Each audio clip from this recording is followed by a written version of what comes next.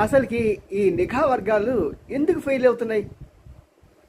మనం గతంలో చూసుకున్న ఇజ్రాయిల్ అత్యంత పేరు ప్రతిష్టలు కలిగిన నిఘా వర్గం కలిగి ఉంది. ప్రపంచంలో దానికి తెలియంది లేదు. ఆఖరి అమెరికా కూడా వాడికి ఏదైనా సీక్రెట్ విషయాలు కావాల్సి వస్తే ఇజ్రాయెల్ దేశాన్ని సంప్రదించేది, వారి నిఘా వర్గాన్ని సంప్రదించేది.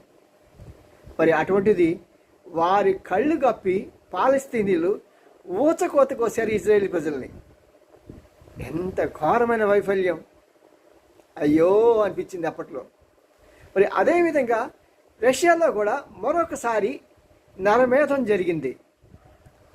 ఇక్కడ ఐసిస్-కే అనేది ఆఫ్ఘనిస్తాన్లో పుట్టి అరాచకాలు చేస్తూ అసలుకి అరాచకాలు ఇలాగ చేయొచ్చా అనే ఒక కొత్త సిద్ధాంతాన్ని రూపొందించారు వీళ్ళు.